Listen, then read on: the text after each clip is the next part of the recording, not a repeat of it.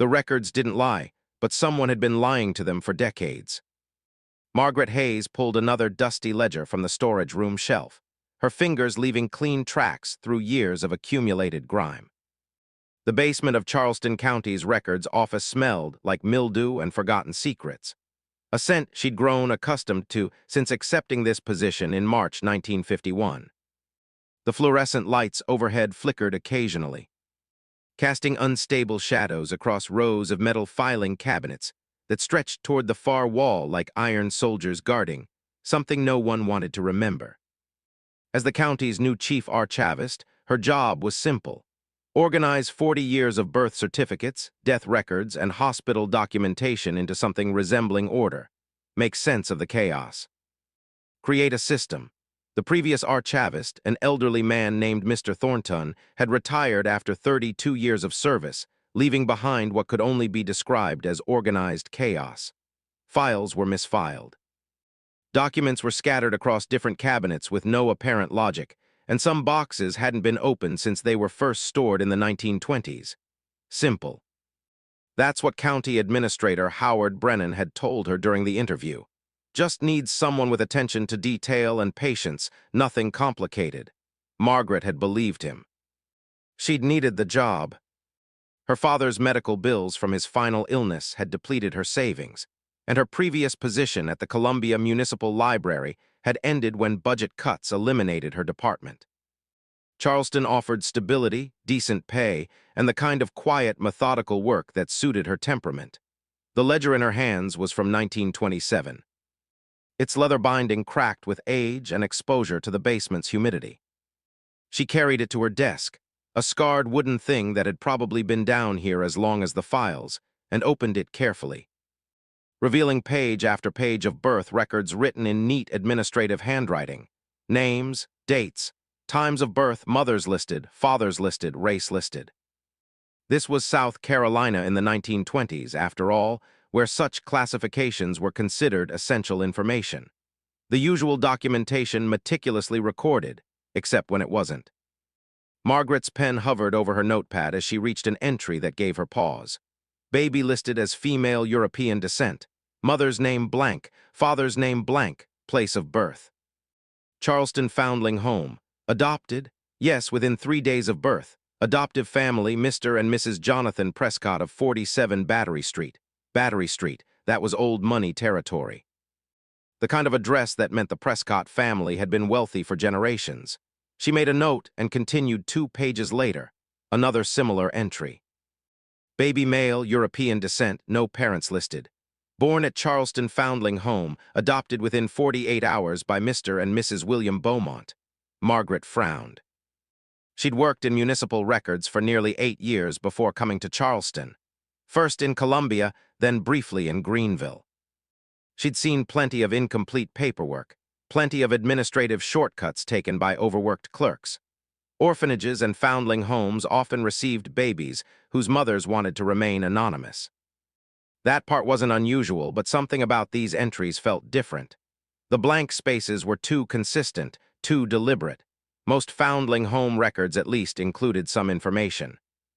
Mother wishes to remain anonymous or abandoned at location, or something to indicate the circumstances.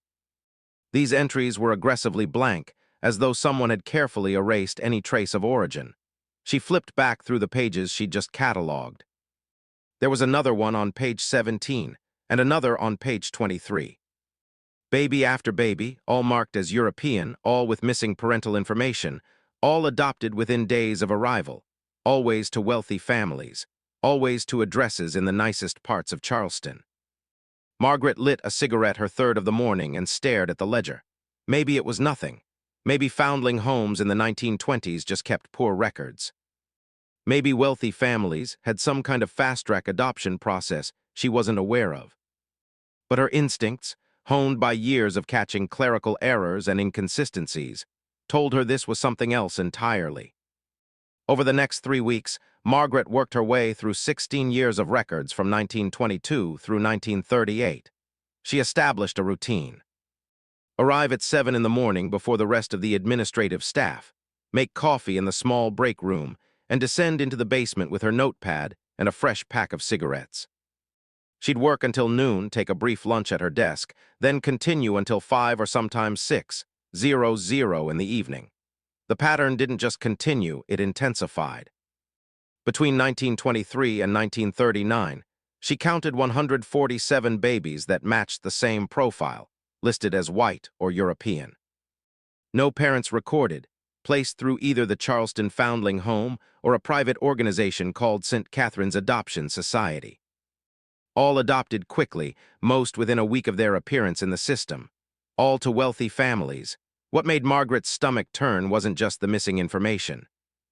It was what she found when she started cross-referencing these cases with hospital admission records from the same time period. The Charleston County Hospital kept meticulous records of every admission. Patient name, race, reason for admission, attending physician, date of admission, date of discharge. Margaret had been organizing these records as part of her archival work, boxing them by year, and creating an index system. She'd been treating it as routine paperwork until she noticed something that made her blood run cold. On a humid Tuesday afternoon in late April, Margaret spread 17 documents across her desk in the empty records room. She'd sent her assistant, a young woman named Betty who helped with filing 3 days a week, home early with a claimed headache. She needed to be alone for this. Birth certificate on the left. Baby Catherine, European, no parents listed. Born March 14, 1931. Adopted through St. Catherine's Adoption Society on March 17, 1931. Adoptive parents, Mr. and Mrs. Charles Cunningham of South Battery Street. Hospital admission record on the right. Evelyn Porter, Negro, age 24, admitted for childbirth March 14, 1931. Delivered a girl at 3:47 a.m. Discharged March 16, 1931 without child. Attending physician Dr. Harrison Webb. The dates matched perfectly. The hospital was the same, but according to official records, these were two completely different events that just happened to occur at the exact same time in the exact same place. Baby Catherine had no mother, Evelyn Porter had no baby. Margaret's hands trembled as she lit another cigarette. She laid out another set of documents, birth certificate, baby James, European descent. No parents listed. Born August 3, 1928 at Charleston County Hospital. Adopted August 6, 1928 by Mr. and Mrs. Theodore Ashford, hospital record. Ruth Ann Jackson, Negro, age 19, admitted for childbirth August 2, 1928. Delivered a boy August 3 at 11:23 p.m., discharged August 5 without child. Attending physician, Dr. Harrison Webb, another perfect match. Different mothers, different babies, but the same impossible coincidence. Margaret spent the rest of the afternoon matching records. By the time darkness fell and she was working by the dim light of her desk lamp, she had 17 matched sets. 17 babies who officially had no mothers born to mothers who officially had no babies. The dates aligned, the locations aligned. The only thing that didn't align was the race listed on the documents. The mothers were all listed as Negro or colored. The babies were all listed as European or white, and every single case involved Dr. Harrison Webb. Margaret stubbed out her cigarette in an overflowing ashtray and stared at the documents spread before her like evidence at a crime scene.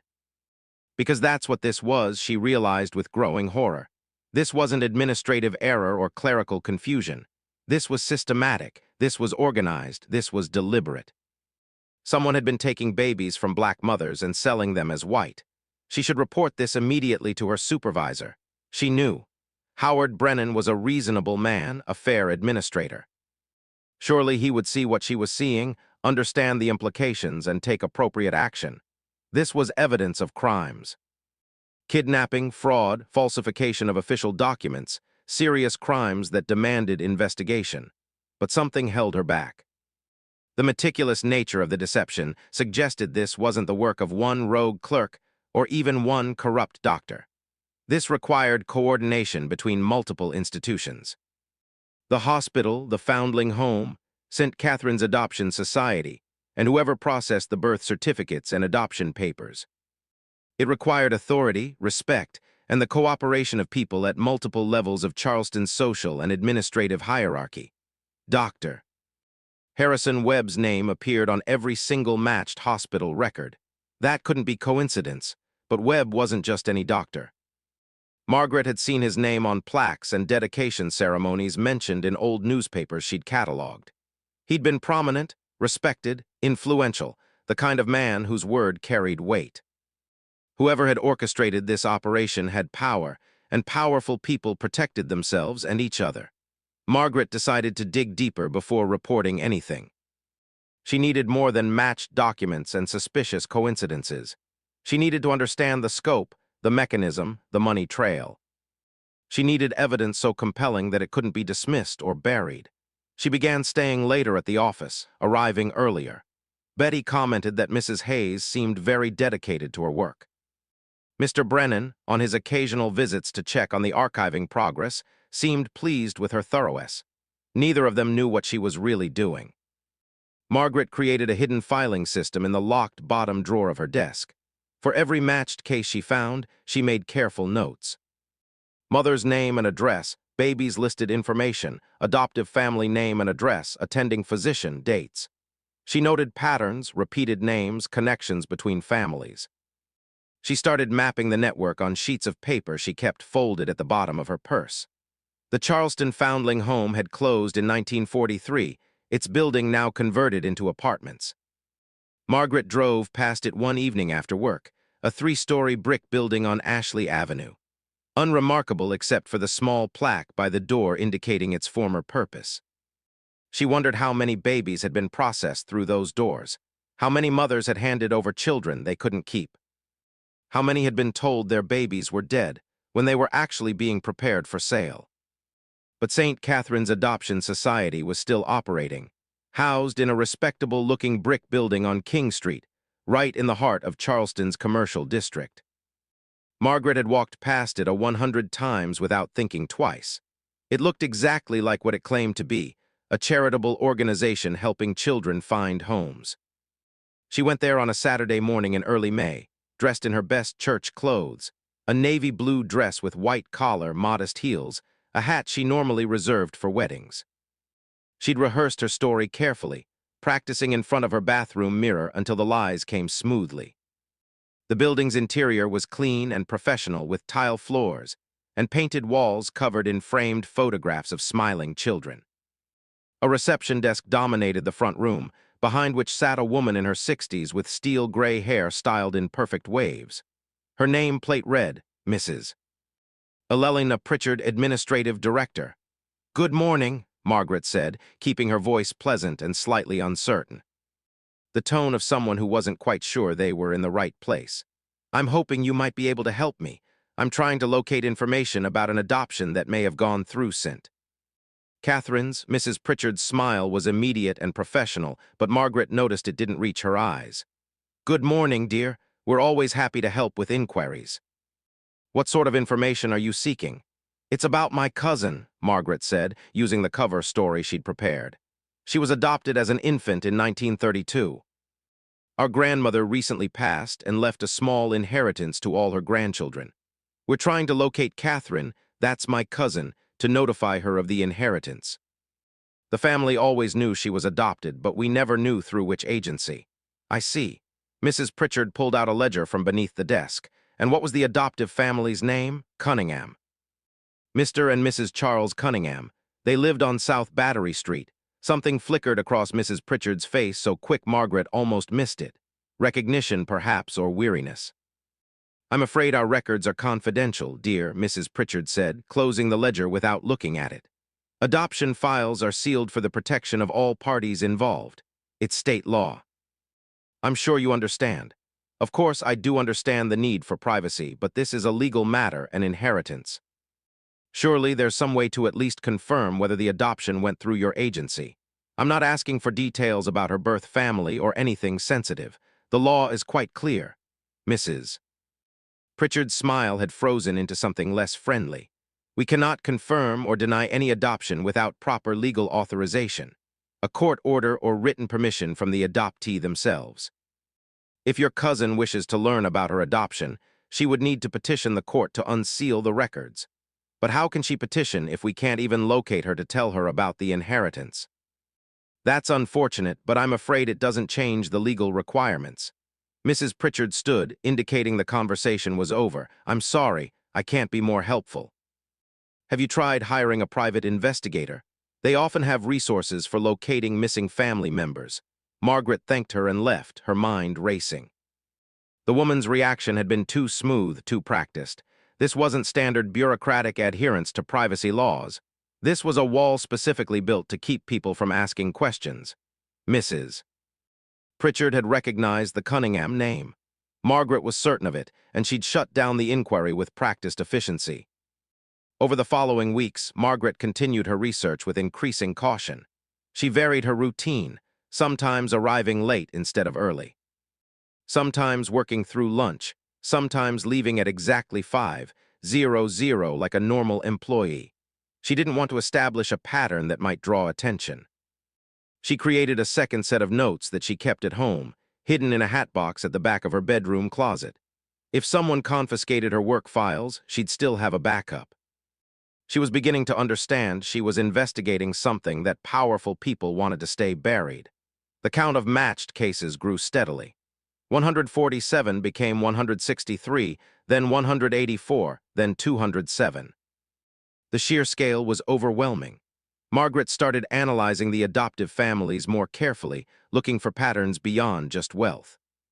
She pulled property records, cross-referenced social announcements in old newspapers, traced family connections through marriage records and business partnerships. The families formed an interconnected web of Charleston's elite. Prescott's married Beaumonts. Cunninghams went into business with Ashfords. They belonged to the same country clubs, attended the same Episcopal churches, sent their children to the same private schools. They served on the same boards of directors, supported the same political candidates, socialized at the same exclusive gatherings. And they'd all adopted babies through either the Charleston Foundling Home or St. Catherine's Adoption Society during roughly the same 2-decade period. Babies with no documented parents. Babies that appeared in the system as cleanly white.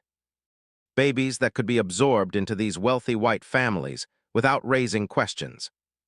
In early June, Margaret made a discovery that transformed her understanding of the operation's financial structure. She was reviewing old financial records from Charleston County Hospital, dusty ledgers that documented every payment in and out of the institution. When she found a series of entries that didn't make sense, regular payments to something called the Carolina Children's Welfare Bureau. Substantial payments, $500 here, $800 there, sometimes over $1,000, all annotated vaguely. Welfare services rendered, child placement, administrative costs, bureau consultation fees. Margaret had never heard of the Carolina Children's Welfare Bureau. Despite having cataloged thousands of documents related to child welfare services, orphanages, and charitable organizations operating in South Carolina during the 1920s and 1930s. She spent 2 days tracking the organization through business registration records filed with the state. The Carolina Children's Welfare Bureau had been established in 1922 and dissolved in 1940. Its registered address was the same building that housed St. Catherine's Adoption Society. Its founder and sole director, Dr. Harrison Webb. Dr. Harrison Webb, the pediatrician whose name appeared on every single matched hospital admission record. Dr. Harrison Webb, who'd been a prominent citizen, a respected doctor, a beloved community figure. Dr. Harrison Webb, who'd apparently been running a private organization that received substantial payments from a public hospital for vaguely defined welfare services. Margaret pulled every financial record she could find related to the Carolina Children's Welfare Bureau. The hospital payments were just the beginning. She found payments from Charleston County's Child Welfare Department, payments from private individuals, wealthy individuals with familiar names. Payments listed as donations or charitable contributions or adoption facilitation fees. Over 18 years, the Carolina Children's Welfare Bureau had received over $300,000. In 1920s and 1930s dollars, that was a fortune, and it had all flowed through Dr. Harrison Webb. Margaret found Webb's obituary in the Charleston Post archives. It painted the picture of a man who dedicated his life to improving conditions for disadvantaged children. He'd established Charleston's first pediatric clinic. He'd served on the boards of multiple charitable organizations. He'd advocated for better nutrition programs for poor children. He'd been married for 40 years, had 3 children of his own, was a deacon in his church. The obituary described him as a pillar of the Charleston medical community, whose compassion and dedication improved the lives of countless children who might otherwise have been forgotten by society.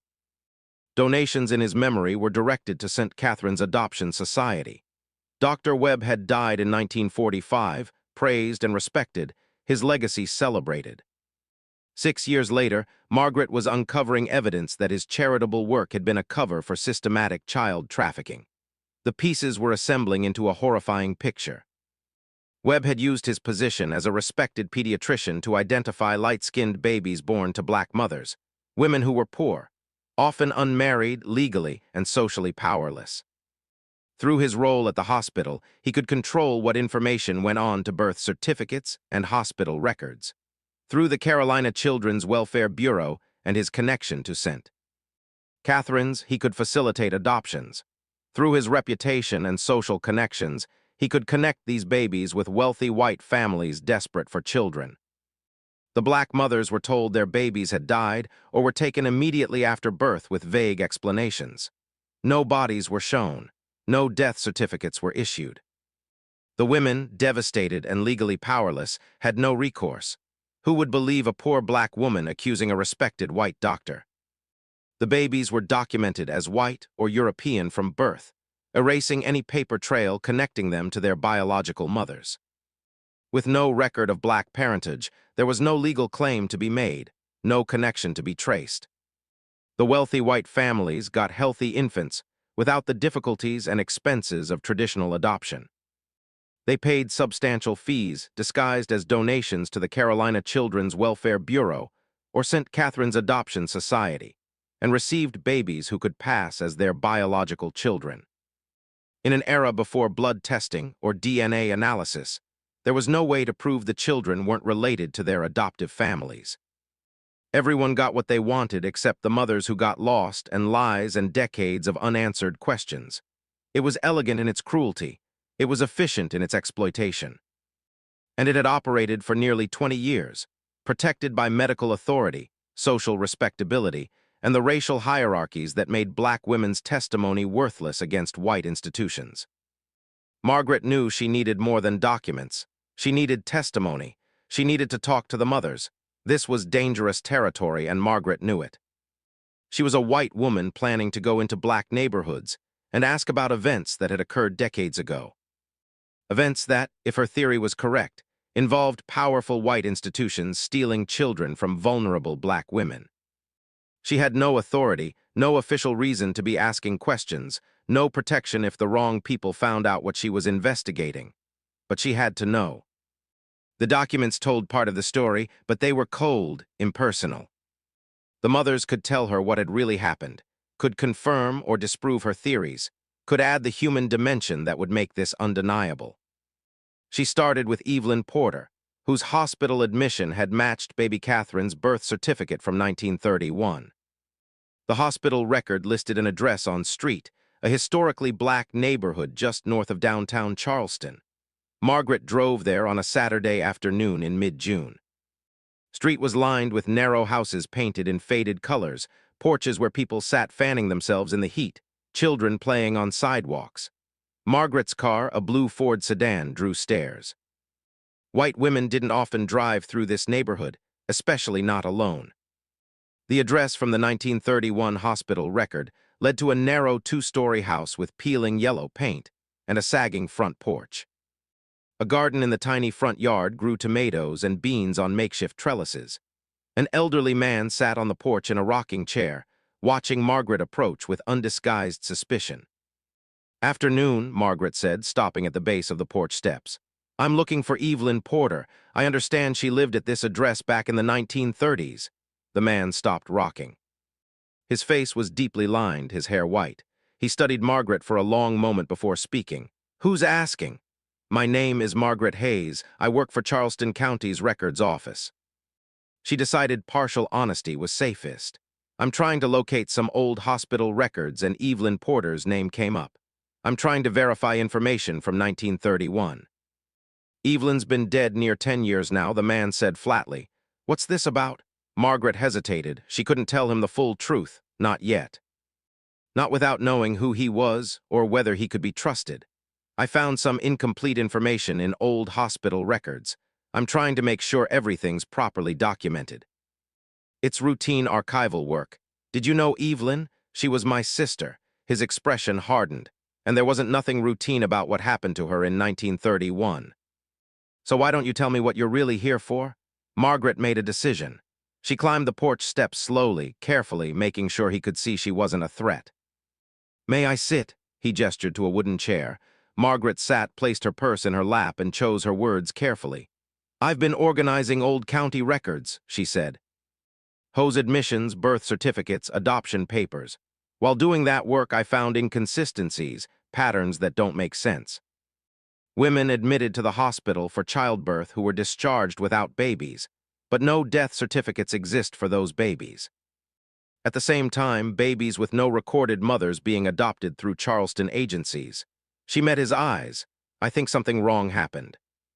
I think babies were taken from their mothers, and those mothers were told the babies died.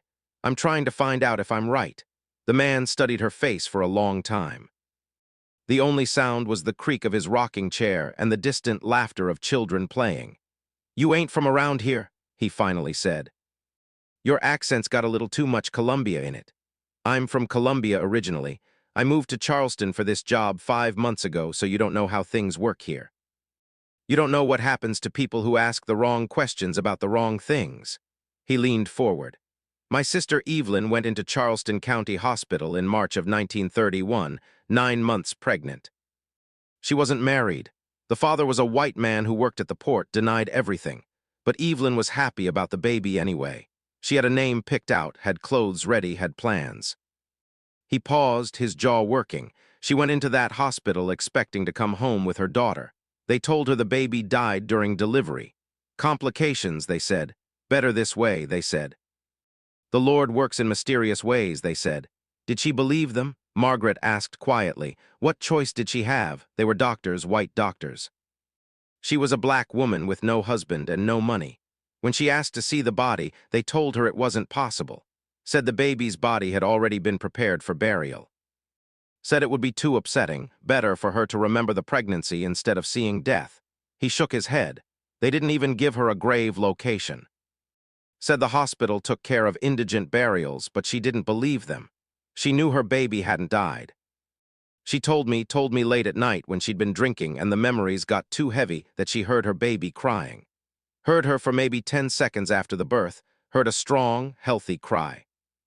Then a nurse took the baby away and Evelyn never saw her again. They told her she'd imagined the crying, that she was confused from the pain medication. His voice dropped, but dead babies don't cry, Miss Hayes. Margaret felt her throat tighten. Did she ever try to find out what happened? She tried. She went back to the hospital 2 weeks later, demanded to see records, demanded to know where her baby was buried. They had her arrested for causing a disturbance. She spent 3 nights in jail. When she got out, 2 white men came to the boarding house where she was living. Told her if she kept asking questions, she'd find herself in the state asylum. Said they had doctors who would testify she was mentally unstable, a danger to herself and others. He looked directly at Margaret. She stopped asking questions after that. Fear will do that to a person. What was the doctor's name? Margaret asked, though she already knew, the one who delivered her baby. Webb, Dr. Harrison Webb. Everyone said he was a good man, a kind man. Evelyn died still wondering why a good man would lie to her like that. Margaret thanked him and returned to her car with trembling legs. This wasn't just paperwork anymore. This wasn't just theoretical crime reconstructed from dusty documents. This was real. These were real children torn from their mother's arms. Real women who'd spent decades grieving for losses they'd been told were inevitable, but which were actually calculated theft. She had a name now, Evelyn Porter. She had testimony from Evelyn's brother, but one case wasn't enough. She needed more. Over the next 6 weeks, Margaret systematically tracked down families connected to her matched records. It was painstaking, difficult work. Many of the addresses from the 1920s and 1930s no longer existed. Many of the people involved were dead. But Charleston's black community had long memories, and families tended to stay in the same neighborhoods across generations. She found Ruth Ann Jackson's cousin in a barber shop on Spring Street. The cousin, a man in his 50s named James, remembered Ruth Ann talking about the baby she'd lost. She said he was the prettiest baby she'd ever seen. James told Margaret quietly after she'd explained why she was asking questions. Light-skinned with soft curls. She got to hold him for maybe 5 minutes before a nurse took him away. They told her he had trouble breathing, needed special care. Next thing she knew, they were telling her he'd died. She never saw him again, never got a body, never got closure. Margaret found Clara Williams still alive, living with her daughter's family in a small house on Nassau Street. Clara was 73, her body bent with arthritis, but her mind was sharp as ever.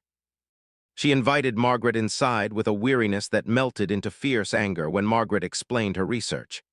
"They stole my son," Clara said flatly. She sat in a worn armchair, her gnarled hands gripping the armrests.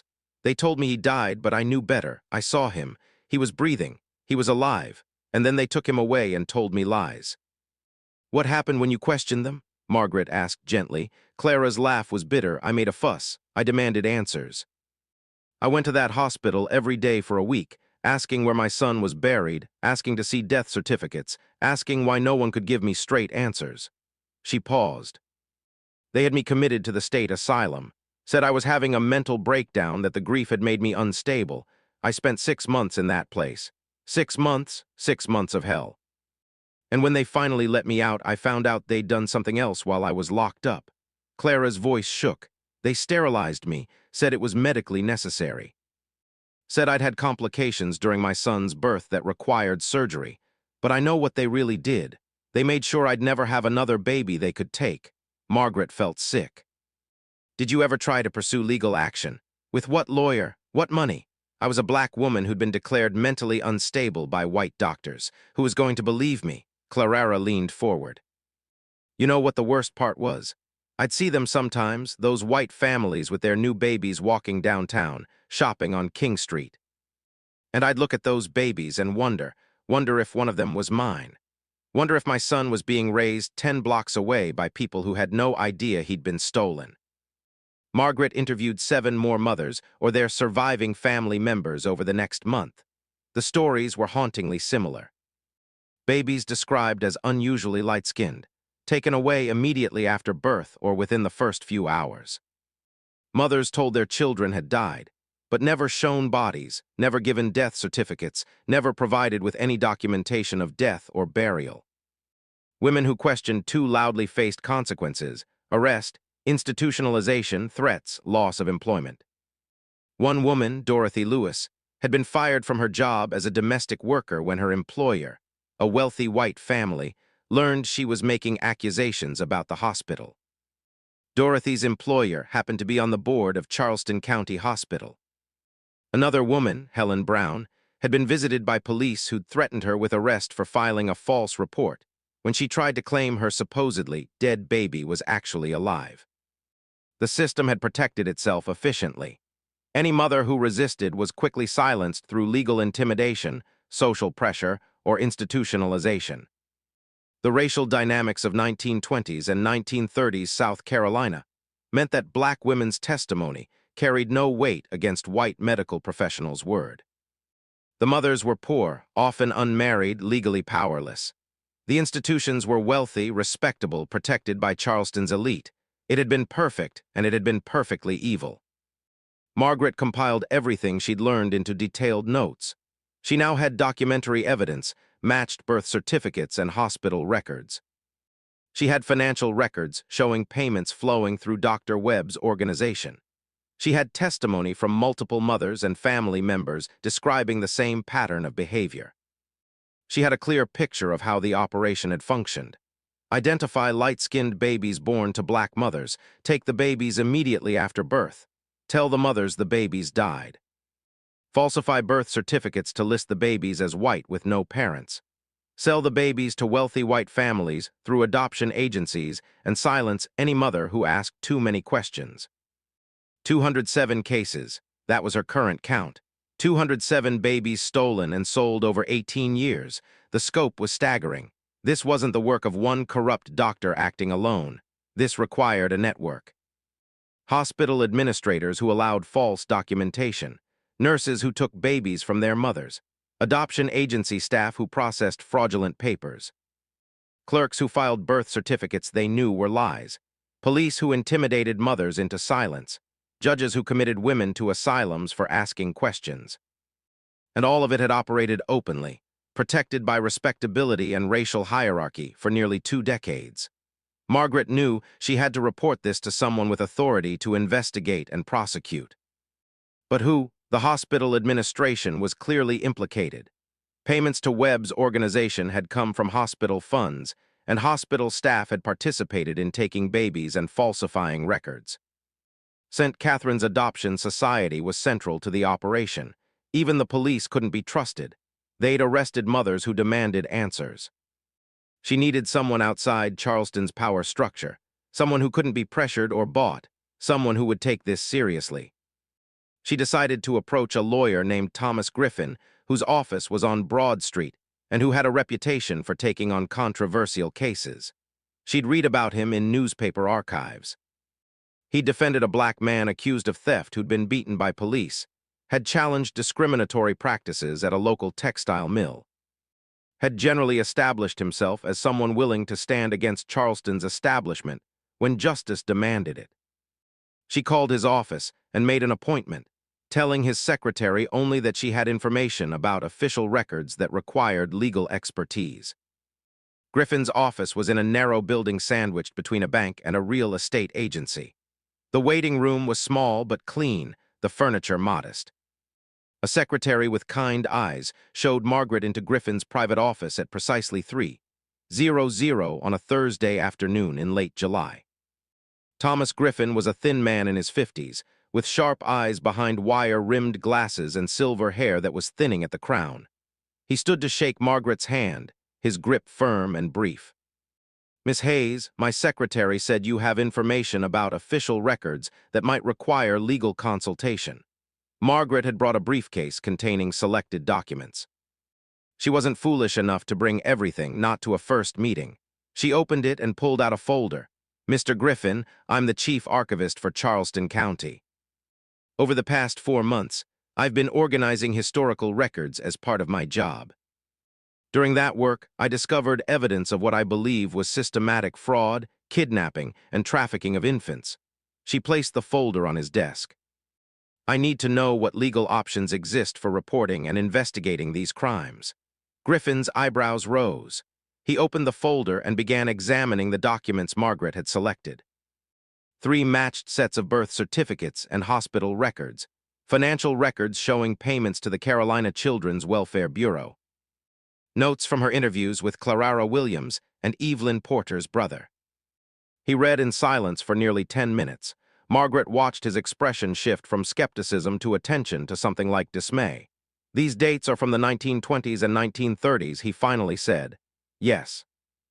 The operation appears to have run from approximately 1922 to 1940. And you're alleging that Dr. Harrison Webb," he looked up at her. "Dr. Harrison Webb, who has a hospital wing named after him, who is one of Charleston's most respected citizens, was running a criminal organization that stole babies from black mothers and sold them to white families." "I'm not alleging anything," Margaret said quietly. "I'm showing you documentary evidence. The birth certificates and hospital records match perfectly in timing and location, but list different races and incompatible information. The financial records show unexplained payments to Webb's private organization. The testimony confirms what the documents suggest. Babies were taken and mothers were told lies." Griffin leaned back in his chair. "How many cases are you talking about?" 207 that I've been able to document. There may be more that I haven't found yet." 207. He removed his glasses and rubbed his eyes. "Miss Hayes, do you understand what you're telling me? I understand that crimes were committed, serious crimes. And I believe they should be investigated and prosecuted." Investigated and prosecuted. Griffin laughed, but there was no humor in it. "The people who committed these alleged crimes, assuming your interpretation is correct, are either dead or have been respected members of Charleston society for decades. The adoptive families are some of the most powerful people in this city.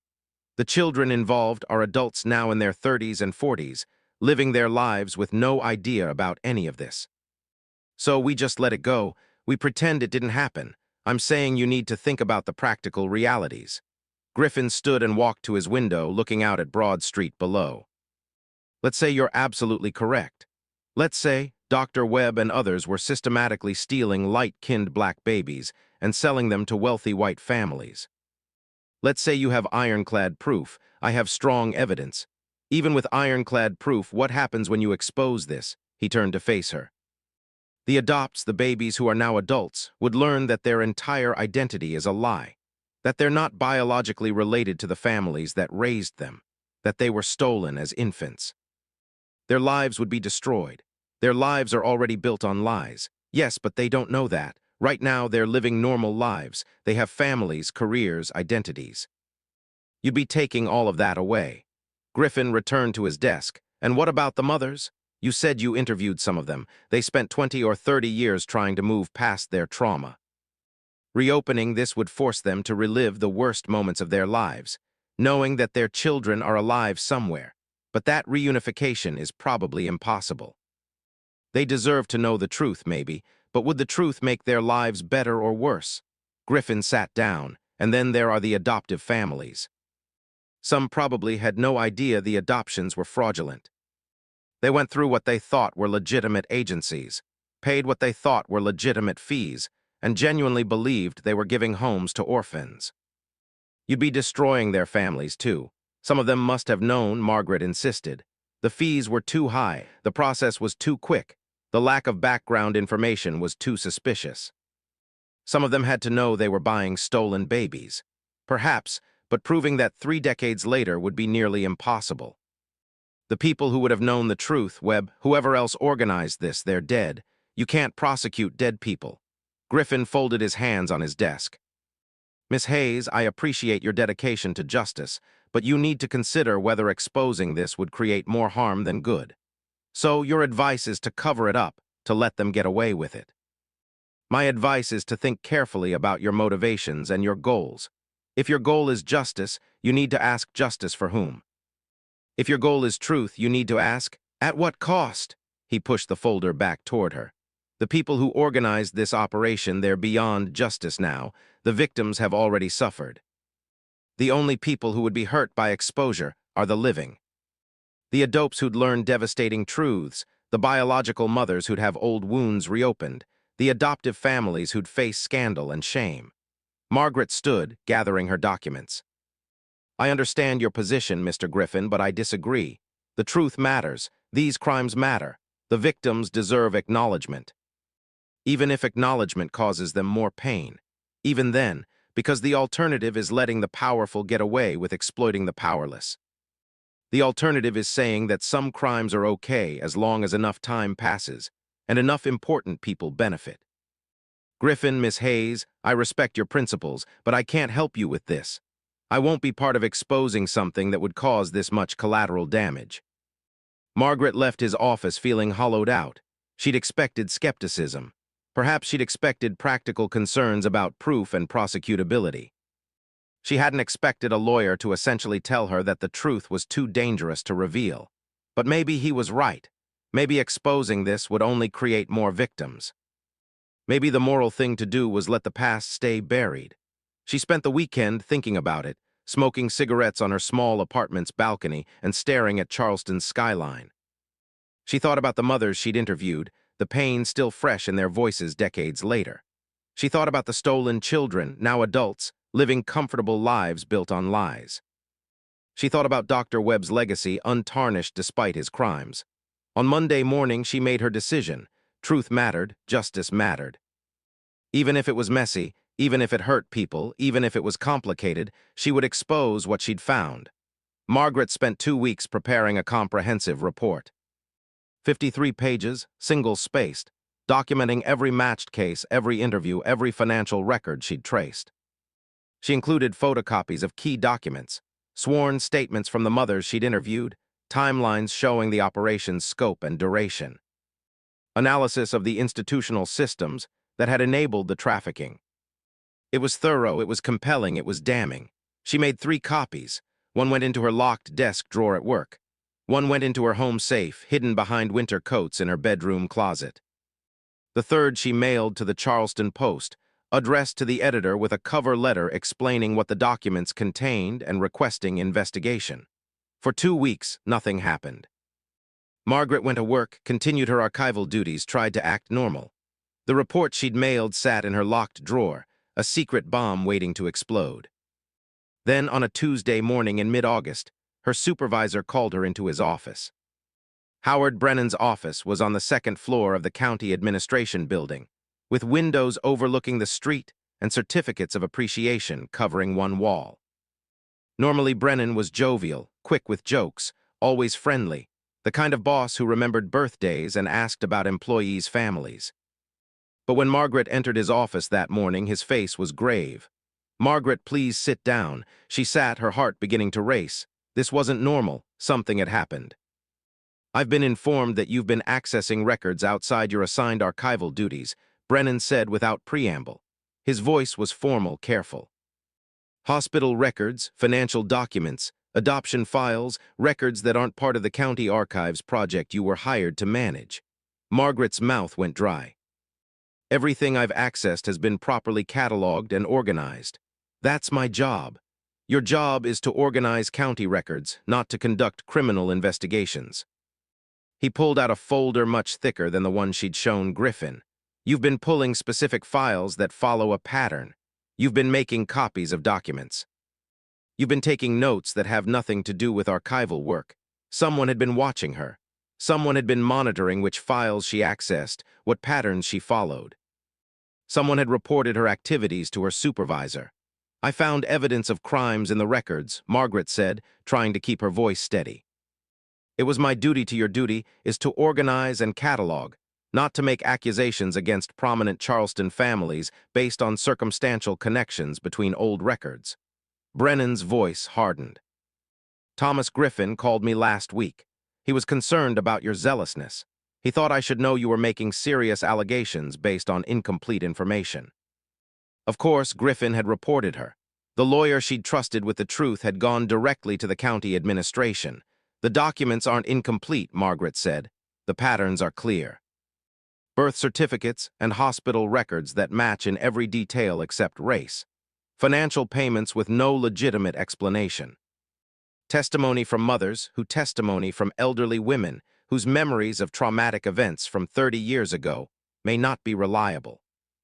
Documentary matches that could be explained by clerical errors or administrative confusion. Financial records that have perfectly legitimate explanations." The Carolina Children's Welfare Bureau did charitable work. It received charitable donations and government contracts. Brennan leaned forward. "Margaret, you've constructed a conspiracy theory from archival fragments and convinced yourself it's fact. It is fact. Dr. Webb was stealing babies from black mothers and selling them to white families. The evidence is Dr. Harrison Webb was one of Charleston's most respected citizens. He improved the lives of countless children. He established pediatric health programs that are still operating today. He was a good man who dedicated his life to helping children." Brennan's tone allowed no argument. "Margaret, you've constructed a conspiracy theory from archival fragments and convinced yourself it's fact. It is fact. Dr. Webb was stealing babies from black mothers and selling them to white families. The evidence is Dr. Harrison Webb was one of Charleston's most respected citizens. He improved the lives of countless children. He established pediatric health programs that are still operating today. He was a good man who dedicated his life to helping children." Brennan's tone allowed no argument. "Your allegations against him are outrageous and unfounded. The allegations aren't against a person. They're about a system." Multiple institutions working together to Margaret Brennan stood. "Your employment with Charleston County is terminated, effective immediately. You will be paid through the end of the month. Security will escort you to your desk to collect your personal belongings." The words hit like physical blows. "You're firing me. You've been conducting unauthorized investigations, accessing confidential records outside your job scope, making defamatory allegations against deceased citizens and prominent families, and generally abusing your position of trust. He wouldn't meet her eyes.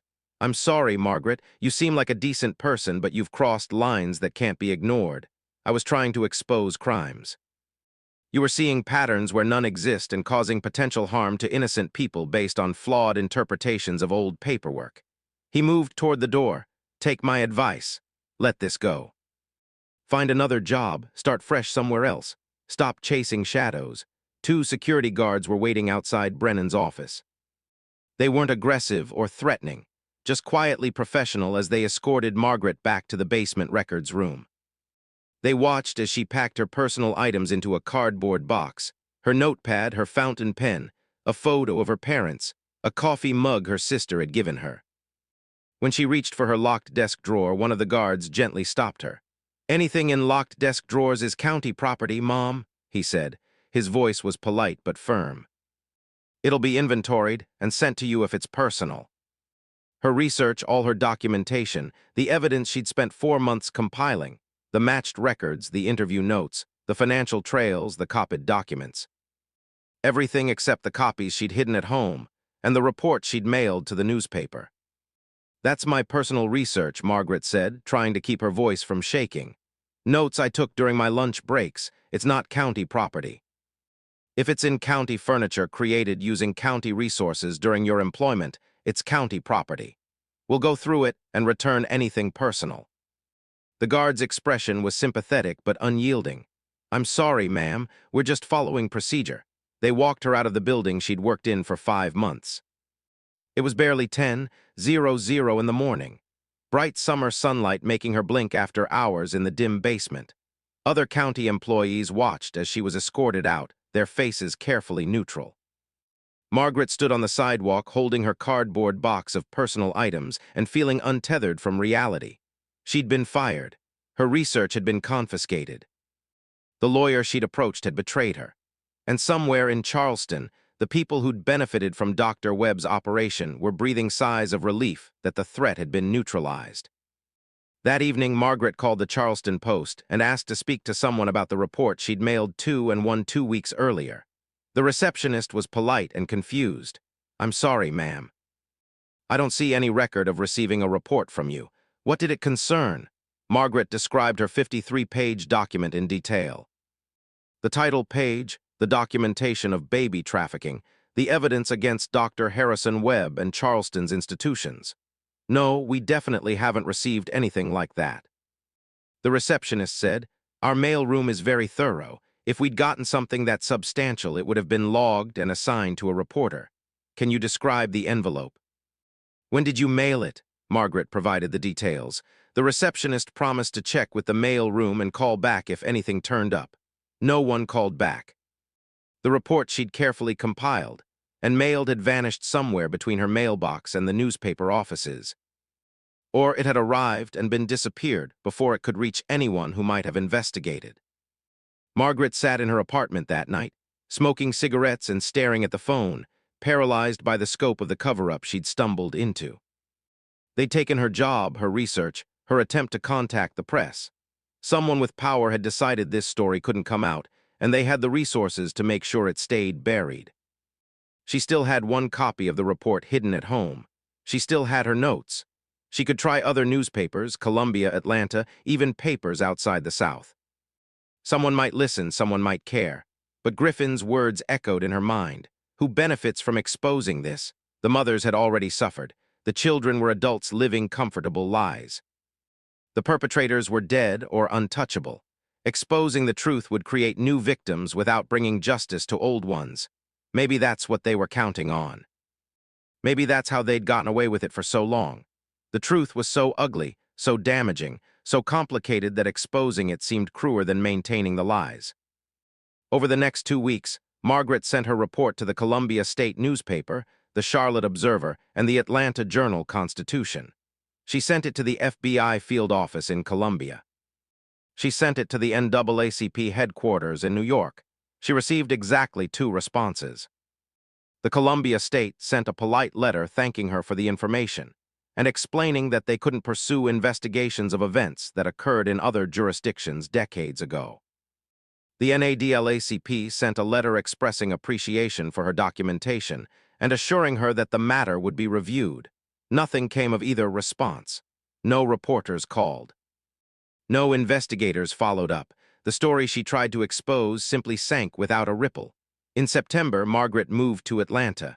Charleston held nothing for her anymore. No job, no friends, no future.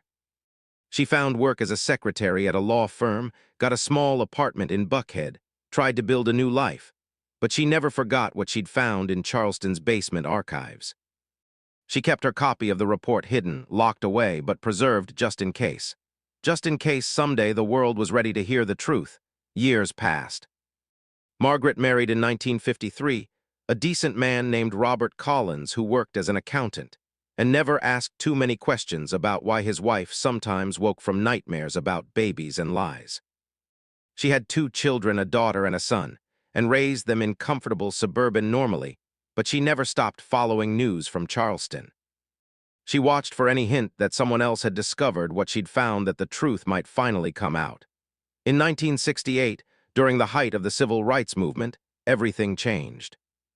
An investigative journalist named Patricia Reynolds published a major piece in the New York Times about forced sterilizations and adoption coercion targeting Black women across the South.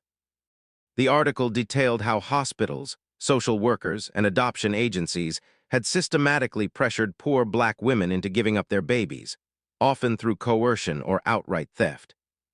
It was explosive, prompting investigations in Georgia, Alabama, Mississippi, and North Carolina. Margaret, now Margaret Collins, and living in suburban Atlanta, read the article with tears streaming down her face. Someone was finally taking these stories seriously. Someone was finally willing to expose how institutions had exploited vulnerable mothers. She went to her closet and pulled down the locked box she hadn't opened in 17 years. Inside was her copy of the 53-page report, slightly yellowed but still readable. She also had her interview notes, her matched document sets, her timeline of Dr. Webb's operation. She mailed everything to Patricia Reynolds with a detailed cover letter explaining what she'd found, what had happened when she tried to report it, and why she believed Charleston's stolen children deserved investigation. Reynolds called her 3 days later, her voice crackling with excitement over long distance. "Mrs. Collins, this is extraordinary. You documented an entire trafficking operation, and you've been sitting on this since 1951. I tried to report it," Margaret said. "No one would listen. I lost my job. My evidence was confiscated. I sent it to newspapers and got no response. Eventually, I just gave up. Times are different now. People are ready to hear these stories. We're not accepting institutional claims of benevolence at face value anymore." Reynolds paused. "Would you be willing to go on record? Would you let me cite you as a source?"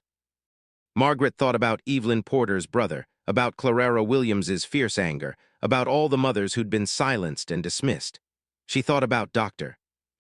Harrison Webb's untarnished legacy, about the wealthy families still living comfortable lives, about the stolen children who'd never known the truth. "Yes," she said. "I'll go on record, use my name." Tell the story. Patricia Reynolds spent 4 months investigating Margaret's claims. She traveled to Charleston, reviewed public records that Margaret had documented, tracked down some of the now elderly mothers for interviews. She found additional cases that Margaret had missed, traced financial payments through more recent records, confirmed the connections between Dr. Webb sent Catherine's and the Charleston Foundling Home. She discovered that St. Catherine's Adoption Society was still operating, still facilitating adoptions, still sealing records. She discovered that Dr. Webb's legacy was still celebrated. The pediatric wing named for him, a scholarship in his name, an annual medical award honoring his contributions to child welfare. Reynolds' investigation confirmed everything Margaret had documented and added new layers of detail. The scope was even larger than Margaret had realized. Reynolds found evidence suggesting the operation had continued in modified form even after Webb's death, run by his associates until the early 1950s. The story was scheduled to run in the New York Times in March 1969. It would be front-page news. a bombshell investigation that would expose decades of systematic child trafficking hidden behind Charleston's respectable institutions. Reynolds had titled it Charleston's Stolen Children, How a Trafficking Ring Operated in Plain Sight. 3 weeks before publication, Patricia Reynolds died. Her car went off a bridge during a rainstorm in rural South Carolina. She'd been driving back to Columbia after interviewing sources in Charleston. The bridge was narrow, the road was slick, and investigators determined she'd simply lost control on a curve. The circumstances were ruled accidental. Single vehicle accident, no suspicious circumstances, tragic but straightforward. Her investigation notes were never found. Her editors at the time said they had some preliminary drafts, but nothing complete enough to publish. The story died with her.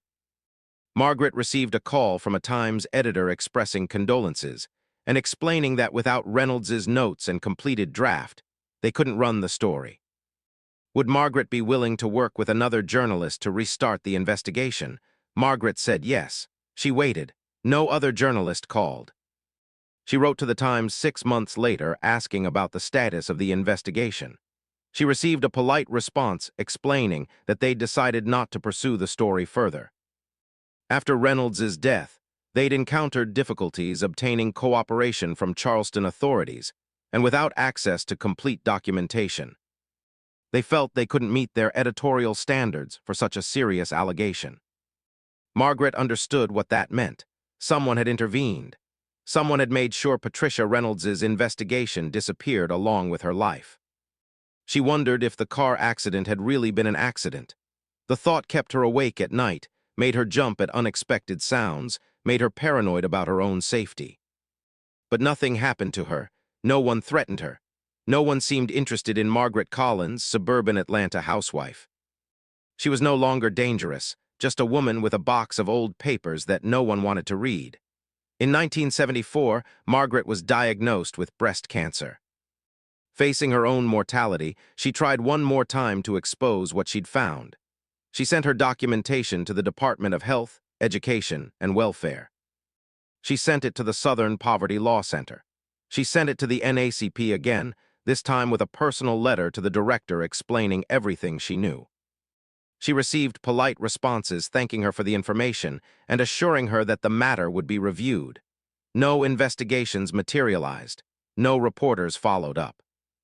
No one seemed to care about crimes that had happened decades ago to people who had no power.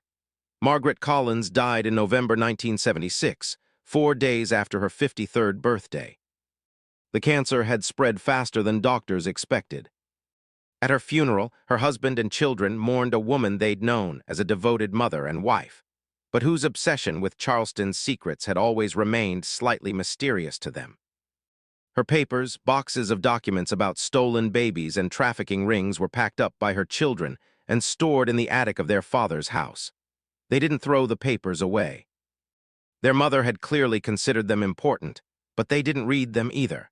It was just old paperwork, historical records, nothing that seemed relevant to their lives in the late 1970s. The boxes sat in that attic for 43 years, slowly gathering dust, surviving moves and house cleanings through sheer inertia. Margaret's children grew up, had children of their own, eventually grew old themselves. In 2019, Margaret's granddaughter, Amanda, was cleaning out her late father's house. Margaret's son had died at 75, and the family was preparing to sell the property. In the attic, Amanda found the boxes her grandmother had left behind. Curious about her grandmother's papers, she opened them. By the time she finished reading the first 20 pages of Margaret's 53-page report, she was shaking. Amanda was a graduate student in social work at Emory University, specializing in family services and adoption ethics. She had access to academic databases, genealogical research tools, and DNA testing resources that her grandmother could never have imagined. In 1951, she digitized everything, every document, every interview note, every timeline. She began cross-referencing names with modern genealogical records, tracing what had happened to the families involved. She used DNA ancestry databases to identify potential biological connections between Charleston families. She discovered that many of the stolen babies Margaret had documented were still alive, elderly now in their 80s and 90s, but alive. Some had died, but they'd left descendants. She found Clara Williams's granddaughter, a civil rights lawyer in Washington, D.C. She found descendants of other mothers, families who'd passed down stories of stolen babies that had been dismissed as folklore or grief-induced delusions. She compiled everything into a comprehensive academic paper titled Racial Passing and Child Trafficking in Charleston, South Carolina, 1922-1940, a case study in institutional exploitation. She submitted it to the Journal of African-American History. While it was under peer review, she also created a website documenting her grandmother's findings, including scanned images of the matched documents and excerpts from the interview notes. She posted it online with a simple title, Charleston's Stolen Children, The Truth Margaret Hayes Tried to Tell. The website went viral within 48 hours. Major newspapers picked up the story within a week. The Charleston Post, which had never received or had disappeared Margaret's original report, ran a front-page article about the allegations. National news outlets sent reporters to Charleston to investigate. DNA testing companies offered free kits to anyone who suspected they might be one of the stolen children. The story exploded in ways that would have been impossible in 1951 or even 1969. Social media amplified it. DNA testing technology made verification possible. The cultural climate of 2019 was ready to confront institutional racism and historical injustices in ways that earlier eras had refused. Within 3 months, St. Catherine's Adoption Society, still operating under new management and now called Carolina Family Services, was forced by court order to open its sealed adoption records from the 1920s through 1940s. The files confirmed everything Margaret had documented and revealed even more cases she'd missed. DNA testing confirmed biological relationships that matched Margaret's documented cases. Adopts who'd lived their entire lives believing they were white learned they had African-American biological mothers. Families were shattered and rebuilt simultaneously. Truth emerged in all its complicated, painful glory. The final verified count was 214. 214 light-skinned black babies systematically stolen from their mothers and sold to wealthy white families between 1922 and 1940. Each one documented as European on falsified birth certificates. Each one severing a black mother's connection to her child. Dr. Harrison Webb's name was removed from the pediatric wing at Charleston County Hospital. His scholarship was discontinued. His annual award was renamed. His legacy was finally corrected to reflect the truth. He'd been a monster who'd used his medical authority to exploit vulnerable women and traffic their children for profit. The mothers who were still alive finally had validation. Clara Williams's daughter spoke at a public forum in Charleston, reading from her mother's journals about the baby that had been stolen. Evelyn Porter's great-niece stood at a memorial ceremony and spoke about how Evelyn had died, still wondering if her baby had really been dead or if the doctors had lied. The adopts faced the most difficult revelations. Some sought out biological relatives and found connection and healing. Others rejected the information entirely, choosing to believe they were who they'd always thought they were rather than accepting the truth. Some fell into profound identity crisis, unsure of who they were anymore. Lawsuits were filed against the hospital, against Carolina Family Services, formerly St. Catherine's, against the estates of families who'd knowingly purchased stolen babies. Most were settled quietly, with substantial payments made to biological families and acknowledgement of wrongdoing. A few went to trial, resulting in public exposure of documents that confirmed the systematic nature of the trafficking. No criminal charges were filed. Everyone directly responsible was long dead. The institutions involved issued formal apologies, established funds to compensate victims' families, and promised to ensure nothing similar could happen again. In 2021, Charleston erected a memorial to the mothers who'd lost children to Dr. Webb's trafficking scheme.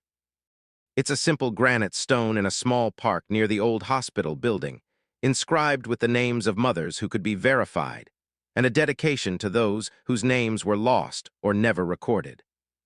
Margaret Hayes' name is listed on the memorial not as a victim, but as a witness. The plaque describes her as the archivist who tried to tell the truth when no one wanted to hear it. Amanda Collins, Margaret's granddaughter, spoke at the memorial's dedication ceremony. She talked about finding her grandmother's papers in an attic, about realizing that Margaret had tried for decades to expose these crimes, but had been systematically silenced. She talked about how truth demands persistence, how justice requires people willing to speak even when it costs them everything. My grandmother lost her job, her reputation, her attempts to pursue justice, Amanda said to the crowd gathered in the small park. She died believing she'd failed, but she didn't fail. She documented the truth. She preserved the evidence. She refused to let these crimes be completely erased. And nearly 70 years after she first tried to tell this story, the world is finally listening. The last living person confirmed to have been one of the stolen children, a man named Robert Hartwell, died in 2023 at 96. He'd lived his entire life, believing he was the biological son of a prominent Charleston banking family. He'd learned the truth about his origins in 2020 at age 93 through DNA testing prompted by Amanda's investigation. His biological mother had been a 16-year-old girl named Alice Hayes, no relation to Margaret, who'd been told her baby died during delivery. Alice had spent 74 years wondering if the doctors had lied to her. She died in 1994, never knowing for certain. When Robert learned his true history, he legally changed his name to Robert Hayes, taking his biological mother's maiden name. He spent his final 3 years connecting with biological relatives, reconstructing Alice's story, trying to honor the mother who'd never stopped grieving for him. "I lived a good life," he said in an interview 6 months before his death. "I had parents who loved me, opportunities I'm grateful for, success by any reasonable measure, but it was all built on a lie, on theft, on my mother's grief." He paused, his voice thick with emotion. "If I could go back, if I could choose, I'd rather have grown up poor with my real mother than wealthy with a stolen identity. But I didn't get that choice. None of us did. Dr. Webb and his network made those choices for us, and they chose profit over humanity. The records that Margaret Hayes discovered in the Charleston County basement in 1951 still exist. They're now digitized and available to researchers through the Charleston Historical Society. No longer hidden in storage rooms, no longer protected by powerful people who prefer darkness to truth. Historians use them to study how institutional racism operated in practice. Social workers use them to understand historical adoption abuses. Law students study them as case examples of systematic exploitation that went unpunished for decades. The story of Charleston's stolen children is taught now in social work programs as a case study in racial injustice and institutional exploitation. It's cited in bioethics discussions about medical authority and vulnerable populations. It's referenced in adoption law reform proposals. Academic conferences hold panels discussing the case and its implications. But in 1951, when Margaret Hayes tried to tell the truth, the only thing anyone wanted was silence. She didn't give them silence, even when it cost her everything, even when her evidence was confiscated and her reports were disappeared and her warnings were ignored.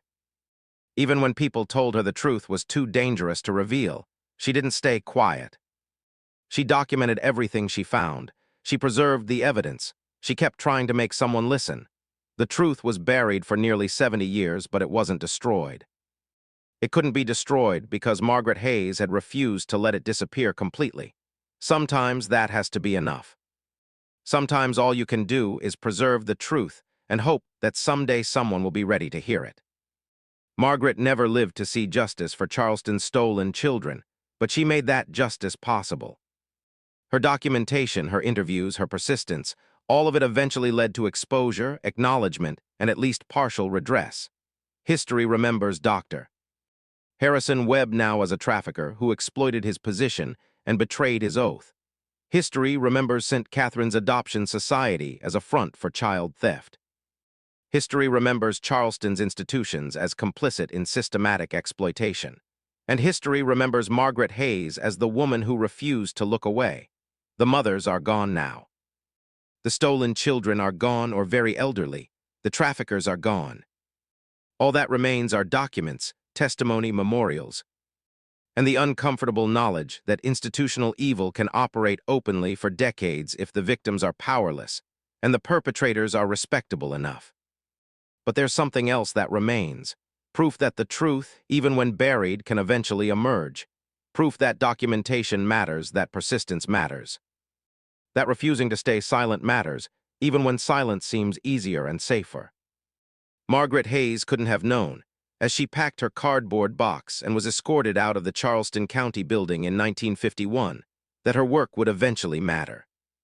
She couldn't have known that the papers she hid in her closet would one day be found by her granddaughter and transformed into the evidence that finally broke the silence. She died believing she'd failed, but she hadn't failed. She just planted seeds that took 70 years to bloom, and maybe that's the real lesson of Charleston's stolen children. That speaking truth to power, even when it seems futile, even when you're silenced and dismissed and punished for it, still matters. The truth doesn't disappear just because it's inconvenient or dangerous. It waits. And sometimes, if someone is brave enough to preserve it, the truth eventually finds its moment. Margaret Hayes gave the truth that chance. Everything that came after, the exposure, the acknowledgement, the memorial, the justice. All of it began in a basement records room in 1951, with one archivist who noticed patterns in old papers and refused to pretend she hadn't seen them.